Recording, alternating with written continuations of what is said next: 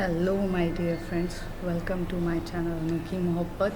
और आप देख रहे हैं कि कुछ मोहब्बत ऐसी की आगे के पिछले पार्ट्स में कुछ ऐसा हुआ था कि वो रिया से तो पूरा वादा कर देती है कि आखिर वो इस एंगेजमेंट को रोकेगी, बट कैसे रोकेगी उसके पास कुछ प्लान रहता है। अब उसके आगे देखते हैं तो सारी डिटेल्स उससे पता चलती है। जिस तरीके से रिया उसको सारी डिटेल्स देती है तो उसमें वो ये भी बताती है कि जिस दिन उसके साथ एंगेजमेंट होने वाली रहती है कि होगी, और उसी दिन उसकी एक फैक्ट्री लॉन्च होने वाली रहती है। हाँ, वो फैक्ट्री जो रहती है वो अल्कोहल फैक्ट्री रहती है हमारी, और जिसका चीज़ें एक सिटी में रहती है। वो जो जो जगह पे वो रहती है वो इन लोगों ने हड़पी रहती है। ये उनकी खुद ने परचेज़ नहीं करी रहती है, किसी एक ज़मींदार से हड़प के उस पर वो फैक्ट्री मतलब फैक्ट्री इस्टेब्लिश करते हैं और उसमें करते हैं।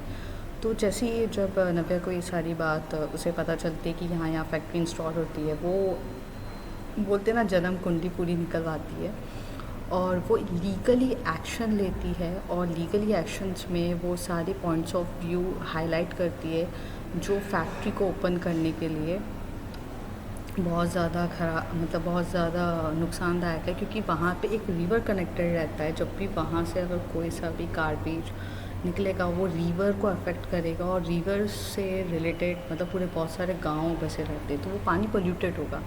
तो उस वे में वो सारे इन्वायरमेंट एक्शंस लेके बहुत डीपली उस पर रिसर्च करके वो उस फैक्ट्री को बंद कराने के लिए पूरे प्रोसेस पे लगी रहती है।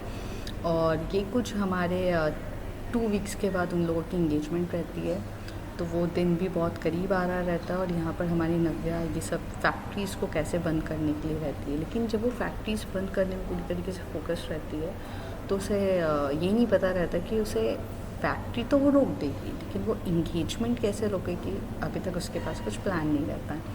उसी तरफ उसका जॉश का कॉल आता है, और जब वो जॉश का कॉल आता है तो वो बहुत से पिकअप करती है और पिकअप करके उसे बात करती है।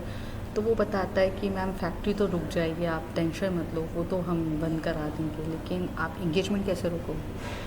तो वो कहती है कि इंगेजमेंट तो मुझे खुद ही जाके पर्सनली रोकनी पड़ेगी, और ये बात बहुत ज़रूरी है कि मुझे रोकनी है। तो वहाँ से जॉर्ज कहता है कि आप ऐसी गलती मत करिए, हमने जिस चीज़ का इंतज़ार इतने टाइम से किया है, जिस चीज़ के लिए हम इतना बेसब्री से इंतज़ार है, आपने इतने सालों से जिस चीज़ के लिए इतना सब्र किया है, आप अगर वहाँ चली गई तो आप ना सब कुछ ख़राब हो जाएगा।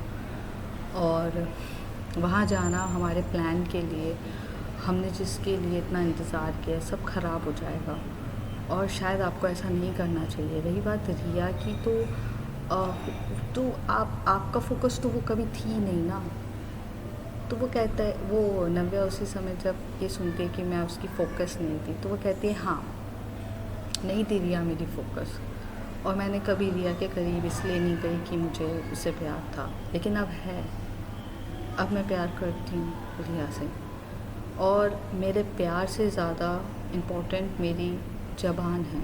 मैंने उसे वादा किया है, मेरा प्रॉमिस है, मैंने उसे वादा किया है कि उसे उस इंसान से इंगेजमेंट नहीं होने दूँगी, नहीं रोकूँगी, चाहे उसके लिए मुझे अपना प्लान, अपनी इतनी सारी मेहनत भी खतरे में डालने की सोचनी पड़े। हाँ, मेरा ये कुछ डिसाइडेड नहीं था, कुछ भी प्लान नहीं था, बट जो अब हो रहा है उसके लिए मैं भी तैयार हूँ। मुझे नहीं जाना चाहिए, मैं उनके सामने नहीं जाना चाहिए था, पर अब मैं जाऊँगी। शायद अब ये मेरे लिए ज़रूरी है। मैंने एक बार किसी को खोया है अपनी ज़िंदगी में, जिसका पछतावा मुझे अभी तक है। मैं कहीं ना कहीं उस चीज़ से अभी तक उभर नहीं पाई, और अब मैं वही गलती दोबारा करूं, अपने ही प्यार को, अपने ही सबसे करीबी इंसान को खो दूं। ये मुझसे होगा नहीं जॉर्ज, और इसके लिए अगर मुझे अपनी जान भी देना पड़े तो उसके लिए भी कहीं ना कहीं मैं तैयार हूँ। और यही सारी उन लोगों की बात होती है, और आखिर वो दिन आ जाता है कि जब वो उसकी इंगेजमेंट होती है।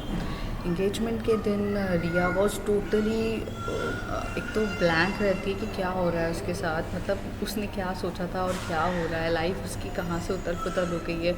उसके पूरे चेहरे पे 12 बजे रहते हैं, रोने जैसी उसकी हालत हो रही रहती है। और वो वेट करती है कि नव्या कब आएगी, नव्या कब आएगी। और उस दिन, जिस दिन वो इंगेजमेंट का टाइम रहता है, रिंग सेरेमनी होने वाली रहती है, तभी वहाँ पर हमारे मिस्टर मल्होत्रा को कॉल आता है कि आप जिस फैक्ट्री का इनॉग्रेशंस करने वाले थे वो अब नहीं हो सकता है, और उसको बंद करने, उसको इलीगल तरीके से मतलब करने के लिए इतना सब कुछ प्रॉब्लम्स हो गई है। मतलब इतना सब कुछ इश्यूज़ हो चुका है कि अब आप चाह कर भी कुछ नहीं कर सकते हैं। और ये सब चीज़ें आप कितना भी कोशिश कर लो, अब वो आपका लॉन्च नहीं हो सकता है। तो वो कहता है कि तुम जानते भी हो मैं कौन हूँ, मैं मिस्टर मल्होत्रा हूँ, मैं होम मिनिस्टर हूँ, मेरे एक कहने पे क्या क्या नहीं होता है। तो वो कहता है कि सर आप होम मिनिस्टर हो, बट ये एलिगेशंस जो भी लगे हैं वो बहुत पावरफुल हैं, ये चाहे आप कुछ भी कर लो वे रुक नहीं सकते हैं, और मेरे हाथ में कुछ भी नहीं है, आप नहीं जानते हो, मैं कुछ नहीं कर सकता। तो वहीं पर उतनी देर में फ़ोन मिस्टर खुराना छीनते और बोलते, तुम तो जानते हो ना मैं कौन हूँ, मुझसे पंगा लेने की औकात किसकी हो गई, किसकी हिम्मत हो गई जिसने ये सब किया है। तो वो कहता है मुझे नहीं पता किसने किया है, कौन है आप लोगों से पंगा लिया है, मुझे नहीं पता, बट आपकी ये लॉन्च नहीं हो सकता है। और यहाँ पर जिस तरीके से ये सब चल रहा रहता है, तो दोनों बहुत घबरा जाते हैं और बोलते हैं मैं आ रहा हूँ वहाँ पे फैक्ट्री पे। लेकिन वो लोग जाने से पहले पहले मिस्टर खुराना कहता है कि देखो मैं जाकर आता हूँ, तुम यहीं पर रुको और इंगेजमेंट कराओ, ये इंगेजमेंट भी बहुत ज़्यादा ज़रूरी है, इससे पहले मेरा बेटा गुस्से में आ जाए, आपकी बेटी से इंगेजमेंट करा दो। तो मिस्टर मल्होत्रा बोलता है ठीक है। अब एक तरफ से नव्या का ये प्लान तो कहीं ना कहीं काबिल हो जाता है कि ये लोग डिस्ट्रैक्ट हो जाते हैं, बट उसने जैसे सोचा था कि ये लोग उधर चले जाएंगे तो इंगेजमेंट अपने आप रुक जाएगी, बट ऐसा होता नहीं है। तो जैसी ही रिंग सेरेमनी हो रही रहती है तब नव्या बीच में आके बोलती है कि ये शादी नहीं हो सकती है, और ये शादी रिया की चॉइस के बिना हो रही है, उसकी रज़ामंदी है ही नहीं है, तो ये हो ही नहीं सकती। और इस समय भी वो अपने दिमाग का इस्तेमाल करती है और वो लीगली वे में ह्यूमन राइट कमीशन के थ्रू जहाँ पे फ्रीडम टू चूज़ एनीबॉडी वाले रूल को लागू करके अपने एडवोकेट को बोलती है कि ये शादी ज़बरदस्ती हो रही है। और रिया बहुत सपोर्टिव रहती है यार, रिया को तो पहले से ये शादी करनी नहीं रहती है, तो वो नव्या की हाँ में हाँ कहती है कि हाँ मेरे साथ ज़बरदस्ती हो रही है, मैं तो करना ही नहीं चाहती ये शादी, लेकिन ये लोग मुझे छोड़े तो छोड़े, मेरे डैड ने मुझे ज़बरदस्ती कराई है, ये लड़का मुझे धमका रहा है, ऐसे करके वो नव्या का साथ देती है। तो यहाँ पर मिस्टर खुराना, मिस्टर मल्होत्रा इतने ज़्यादा गुस्सा में आ जाते हैं कि तुम होती कौन हो, क्या करने वाली है। हाँ, मिस्टर खुराना वहाँ से जा चुके रहते, लेकिन हमारा जो विक्की खुराना रहता है वो चुप कैसे रहेगा, वो बहुत कुछ बोलता है। तो वो बोलती है, तो वो मिस्टर मल्होत्रा कहते हैं कि 2 कौड़ी की औरत आकर अब हमें ये बताएगी कि क्या करना है, तुम होती कौन हो करने वाली, तुम्हारी औकात ही क्या है, ऐसे करके नव्या को बहुत कुछ सुनाई रहती है। लेकिन उस समय रिया बहुत ज़्यादा गुस्से में आती है और कहती है कि पापा आपको कोई हक़ नहीं है मेरी दोस्त के साथ ऐसे बोलने का, आप ऐसे कैसे बोल सकते हो। हाँ, मैं ये शादी कभी करना ही नहीं चाहती थी। तो उसके पापा उसको वहीं पे थप्पड़ मारते हैं और बोलते हैं कि तुम तो चुप ही रहो, तुम्हें ये शादी करनी है, करनी ही पड़ेगी। नव्या के दिल पे बहुत ज़्यादा दर्द होता है और वो कहीं ना कहीं मिस्टर मल्होत्रा को मार ही देती, लेकिन वो शांति से रह के नव्या को रिया के पास जाती है, उसका हाथ पकड़ के अपने साइड में करके बोलती है, आज आपने हाथ उठा दिया है, अगली बार आपका ये हाथ ही नहीं बचेगा उठाने के लिए, तो आपने जो किया है वो बहुत गलत किया, आप सोचें मत। उतनी देर में नव्या को वो थप्पड़ मारने के लिए मिस्टर मल्होत्रा हाथ उठाते हैं, और जैसे ही वो उसके ऊपर हाथ उठाते हैं पीछे से हाईली स्किल्ड बॉडी गार्ड्स उसके ऊपर गन पॉइंट करके बोल देते हैं आप कोशिश भी मत करिएगा। अब सब के सब हैरान हो जाते हैं कि जो सिंपल सी लड़की नव्या है उसके पीछे इतने सारे बॉडीगार्ड्स क्यों हैं, कौन है ये बॉडीगार्ड्स, क्या क्या काय के लिए खड़े हैं। उतनी देर में विक्की खुराना बहुत गुस्से में आके उसको मतलब नव्या रिया का हाथ पकड़ के उसे अपनी ओर खींच ही रहा रहता है। और वो उसकी तरफ उसको देख के बोलती है कि मैंने कहा हाथ छोड़ो, बट वो छोड़ ही नहीं रहता। और वो कहता है, वो उसको कहती है हिम्मत है तो मुझसे बहस करो। तो वो कहता है हाँ, एक औरत से बहस करने में क्या जाता है, इधर आओ तुम।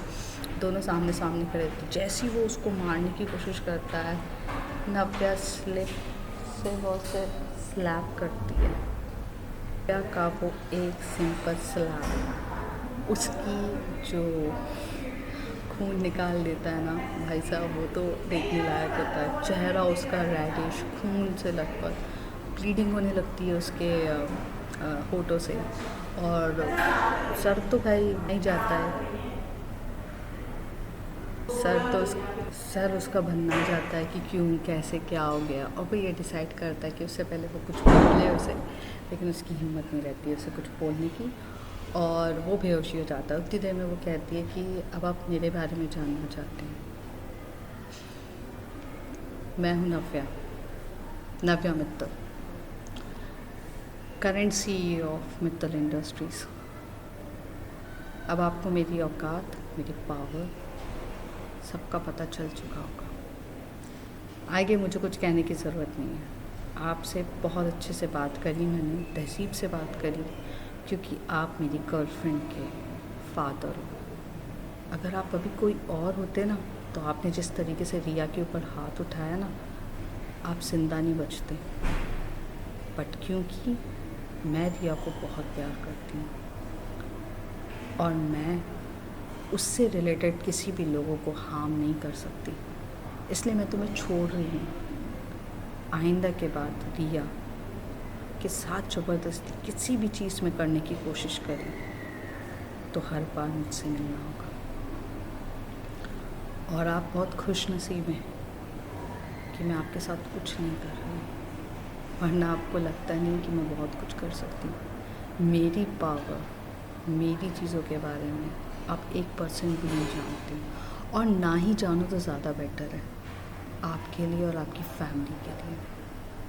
और ये जो इडियट जैसा चूज़ा चुन के लाए हो ना, सोचना भी मत कि इसका कुछ हो सकता है। इसको तो ज़िंदा छोड़ रही हूँ आपके लिए, अगली बार ध्यान रखना।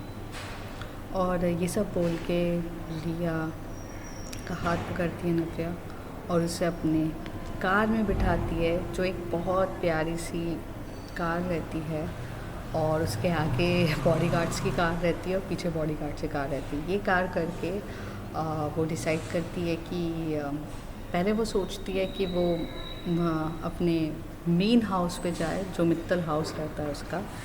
लेकिन वो मित्तल हाउस में जाने से पहले वो ये डिसाइड करती है कि रिया के मन में बहुत सारे सवाल चल रहे होंगे, और रिया बहुत गुमसुम सी साइलेंट तरीके से सिर्फ नव्या को देखे जा रही रहती है। और नव्या इतनी तो मैच्योर रहती है कि वो रिया की आंखें पढ़ सके और उसके सवालों को समझ सके, पर वो कुछ उसको कहती नहीं है। और वो अपने रिया को कहती है आप यहाँ रुको, मैं 1 मिनट। तो वो कॉल करती है जॉश को और उसे कुछ इंस्ट्रक्शंस देती है और कहती है कि फ़्लैट में मुझे ये चीज़ें चाहिए।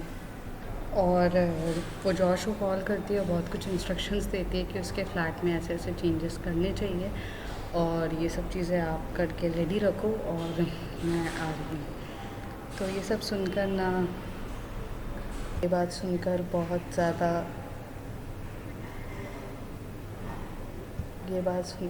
ज़्यादा शॉक्ड हो जाता है जॉश, और उसने ये चीज़ कभी एक्सेप्ट नहीं करी रहती कि नव्या से कि वो ये सब चीज़ें कहेगा। और अब कब कैसे क्या होगा, ऐसा क्या बोला उसने, वो सब आप जानने के लिए अपना नेक्स्ट एपिसोड देखिए। अगर आपको मेरी स्टोरी अच्छी लगती है, लाइक, सब्सक्राइब और share, and thank you for watching it. मिलते हैं नेक्स्ट एपिसोड में, बाय।